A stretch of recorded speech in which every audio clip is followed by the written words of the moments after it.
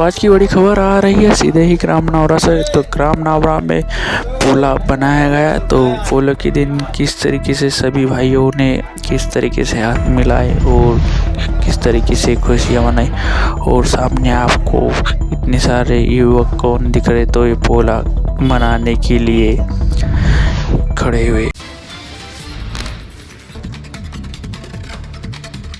सभी ग्रामनावरा के युवकों ने उत्सव में शामिल भी हुए। देख सकते हो किस तरीके से सभी ग्रामवासियों ने पोला बनाया है।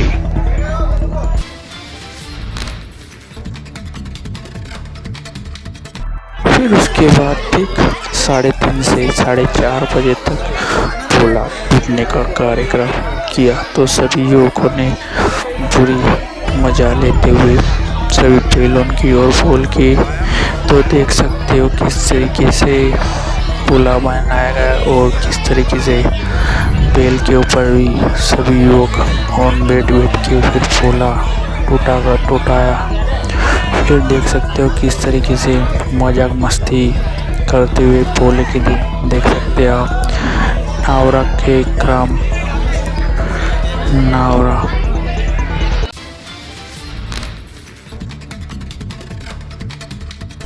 फिर 3:30 बजे पोला टूटने के बाद देखो किस तरीके से पोला टूटा। फिर बाद में देखो किस तरीके से बैलों ने सभी युवकों पर हमला किया, पर किसी को चोट भी नहीं लगी। पर गंभीर रूप से किस तरीके से पोला बनाया गया, पर हादसा होते होते बचा ग्रामनावरा में। देख सकते हो आप किस तरीके से युवकों डर गए थे। ग्रामनावरा की खबरें सुनते रहिए।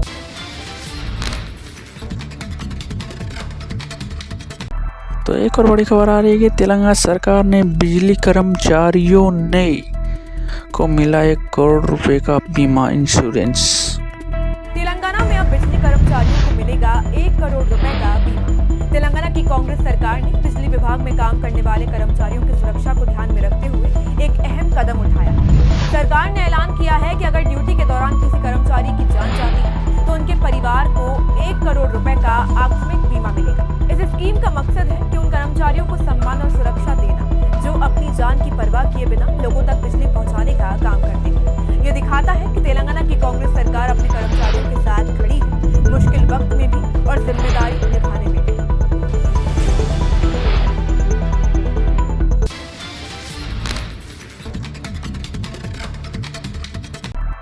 तो एक और बड़ी खबर आ रही है सुप्रिया श्रीनाथ जी की कांग्रेस के समक्ष में क्या क्या का 1 मिनट में खबरें सुने।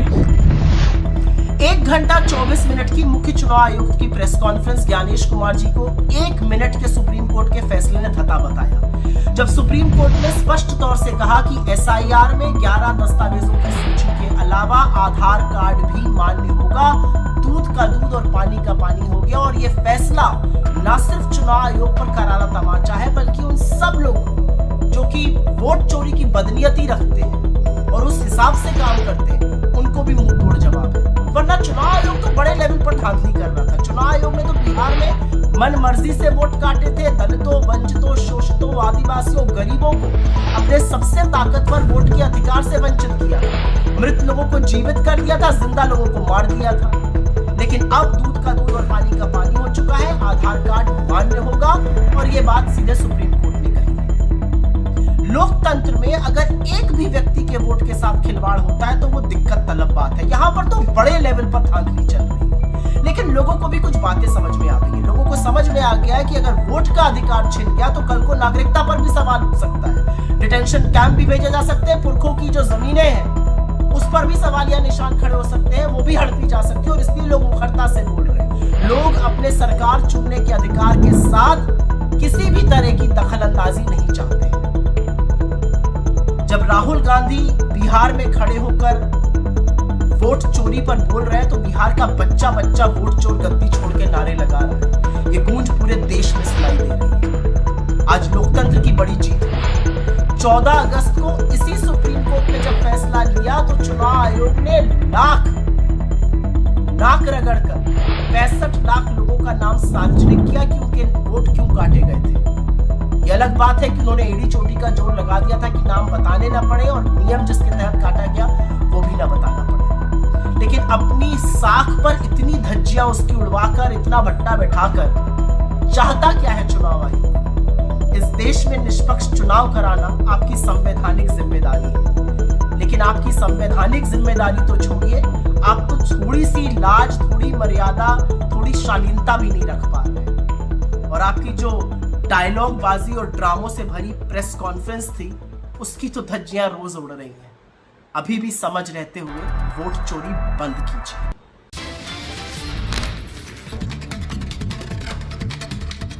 तो एक और बड़ी खबर आ रही है कि पवन खेड़े जी ने क्या कहा लोकसभा के क्षेत्र अनुराग ठाकुर के द्वारा। तो खबर है, सुनते जाइए। अब आपके पास सारे आंकड़े आ ही चुके हैं, तो जनाब वाराणसी की पेन ड्राइव हम सब इंतजार कर रहे हैं। प्रियंका गांधी वाड्रा जी के लोकसभा क्षेत्र के लिए अनुराग ठाकुर जी हंसते हुए, उछलते हुए बोलते, देखिए 93,000 फर्जी वोट। भाई थोड़ा सोच लेते बोलने से पहले। जीती कितने वोटों से? 4,10,000 वोटों से जीती हैं। 93,000 फर्जी बता रहे हैं। मैं बता दूं आपको, बीजेपी को वहां 1 लाख वोट मिले, हम भी हैरान हैं कैसे मिल गए। कल उसका भी जवाब मिल गया, 93,000 फर्जी है। मान लो ये फर्जी वोट वायनाड में नहीं होते तो प्रियंका गांधी जी 5 लाख वोट से जीतती। हम तो यही मानेंगे। आ जाइए रायबरेली में, वहां के भी कुछ आंकड़े इन्होंने दिए। मान लो वहां भी फर्जी वोट नहीं होते तो राहुल गांधी 5 लाख वोट से जीतते। हम वाराणसी का इलेक्ट्रॉनिक वोटर लिस्ट की मांग कर रहे हैं। सबको यकीन हो जाएगा, हमें तो है, लेकिन कुछ लोग अभी भी बचे हैं जिनके मन में संशय है। उन्हें भी यकीन हो जाएगा कि एक बूस्टर डोज मिला था प्रधानमंत्री को। काउंटिंग के दिन आधे दिन तक प्रधानमंत्री हार रहे थे। नरेंद्र मोदी वाराणसी से चुनाव हार रहे थे। गंगा पुत्रों ने उनका इलाज कर दिया था, लेकिन एक बूस्टर डोज फर्जी वोटर्स का मिल गया। 150 मिनट तक काउंटिंग का कुछ भरोसा नहीं मालूम पड़ रहा था, कहीं सब कोई आंकड़े नहीं आ रहे। अचानक वापस से आंकड़े शुरू हुए और प्रधानमंत्री जीत की ओर अग्रसर हो गए। 1 लाख वोटों से जीते। अगर ये आंकड़े हमारे पास आ जाते हैं, इलेक्ट्रॉनिक वोटर लिस्ट हमारे पास आ जाती है वाराणसी की, ये साबित हो जाएगा कि प्रधानमंत्री भी गद्दी को चुरा कर बैठे हैं। चोरी की कुर्सी, वोट चुराया, चुनाव चुराया, कुर्सी चुराई। ये 3 चोरियां इस प्रधानमंत्री ने की हैं और कल ये अनुराग ठाकुर ने खुद साबित कर दिया।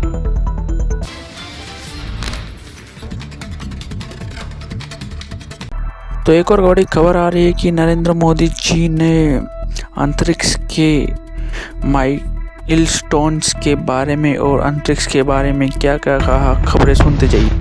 फ्रेंड्स, स्पेस सेक्टर में एक के बाद एक नए माइलस्टोन गणना ये भारत और भारत के वैज्ञानिकों का स्वभाव बन गया है।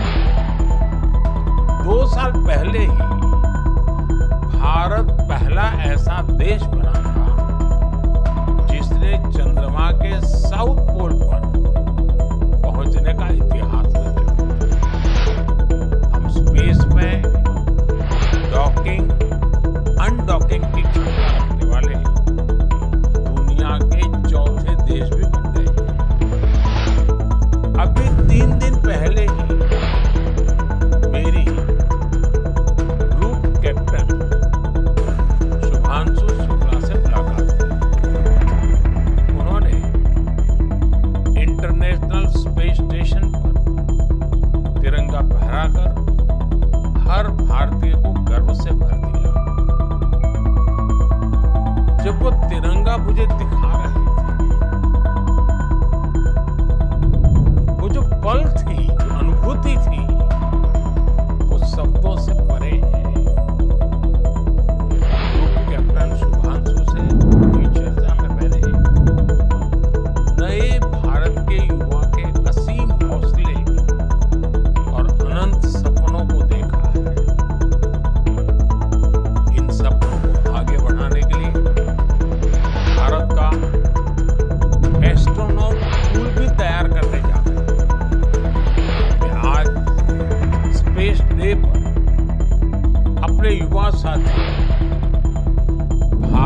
के सपनों को उड़ान देने के लिए इस एस्ट्रोनॉट पूल से जुड़ने के लिए आमंत्रित करता हूं। साथियों, अनंत अंतरिक्ष हमें हमेशा ये एहसास दिलाता है कि वहां कोई भी पड़ाव अंतिम पड़ाव नहीं है। मैं मानता हूं स्पेस सेक्टर में पॉलिसी लेवल पर भी कहीं कोई आखिरी ठहराव नहीं होना चाहिए। और इसलिए मैंने लाल किले से कहा था, हमारा रास्ता रिफॉर्म, परफॉर्म और ट्रांसफॉर्म का रास्ता है।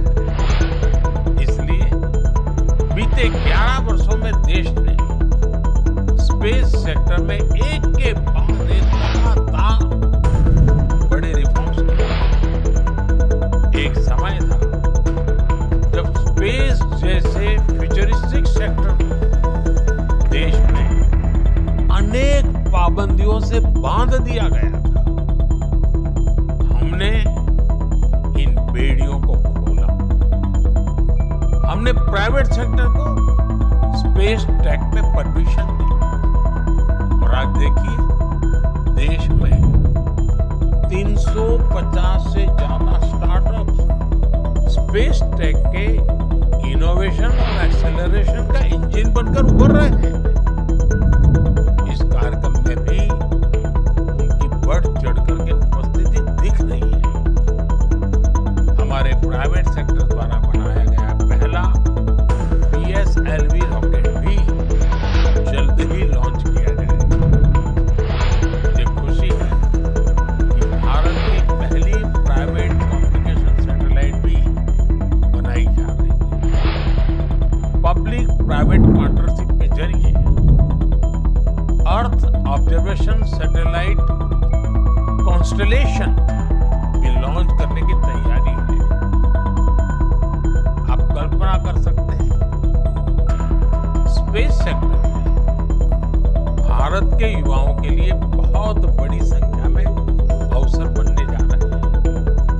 साथियों, मैंने 15 अगस्त को लाल किले से ऐसे अनेक क्षेत्रों का जिक्र किया था जिसमें भारत को आत्मनिर्भर होना बहुत जरूरी है। मैंने हर सेक्टर को अपने लक्ष्य तय करने को कहा है। आज स्पेस डे के दिन मैं देश के स्पेस स्टार्टअप से कहूंगा, क्या हम स्पेस सेक्टर में अगले 5 वर्षों में 5 यूनिकॉर्न खड़े कर सकते हैं? अभी हम भारत की धरती से साल में 5-6 बड़े लॉन्च मैं चाहूंगा कि प्राइवेट सेक्टर आगे आए और अगले 5 साल में हम उस स्थिति में पहुंचे कि हर साल 50 रॉकेट लॉन्च कर पाए, हर सप्ताह एक। इसके लिए देश को जिन नेक्स्ट जन रिफॉर्म की जरूरत है करने का सरकार का इरादा भी है और इच्छा शक्ति भी है। मैं आपको विश्वास दिलाता हूं, सरकार हर कदम पर आपके साथ खड़ी है।